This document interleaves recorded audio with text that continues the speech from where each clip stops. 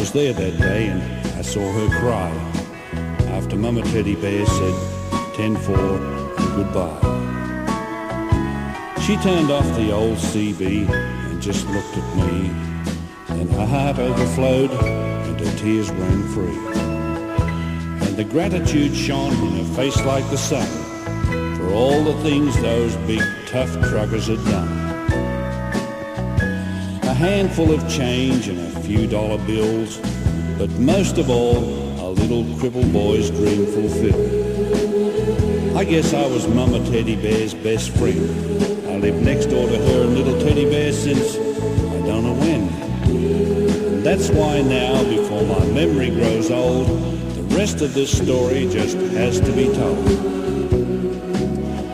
I'd come over and sit with Teddy Bear while his mama was away and play little games to help him pass the day. In the afternoons, he'd wheel that chair over by the radio and he'd go on the air.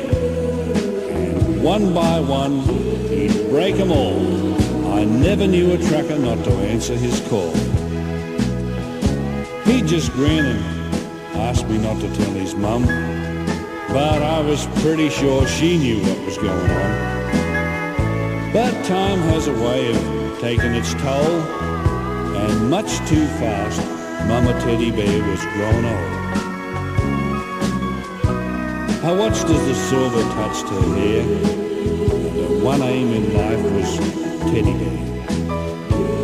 Then I saw another change take place. Little Teddy Bear was slowly losing the race. I knew it, and his mama knew it too, and there was nothing in this whole world either one of us could do. He talked less often on the old CB. There were times when he'd hardly talk with me. He took to sitting in the window and watching the road and the big 18-wheelers rolling by with their load. Finally, he was too weak to get out of bed, and one day he looked at me and said, "Would you turn on the radio and go on the air and tell all my trucker friends what's happened to Teddy Bear?" Well, the hardest thing I've done in my time was to pick up that mic and say, "Break 19. This is for all you truckers who care. I'm calling for your little friend, Teddy Bear. He says to tell you he misses you all and he's awful sorry he can't answer your calls." They all came back and joked with me and said they'd catch him later on the old CB. They never did catch Teddy Bear again, because late one night the angel came. And the last thing he said before he died was, "Tell all my trucker friends how I enjoyed the rides." Mama Teddy Bear couldn't tell him, and neither could I. Because each time we'd look at that radio, we'd both start to cry. The funeral was preached at the chapel, and little Teddy Bear started on his last ride.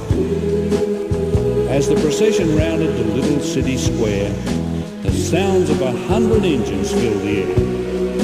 The truckers had dropped their trailers back somewhere behind, and one by one, they fell in line.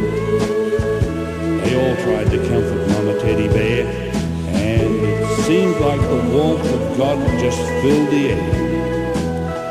Slowly they formed a circle round the little grave, and a lot of big men cried that day as they paid their last respects on Teddy Bear's last ride.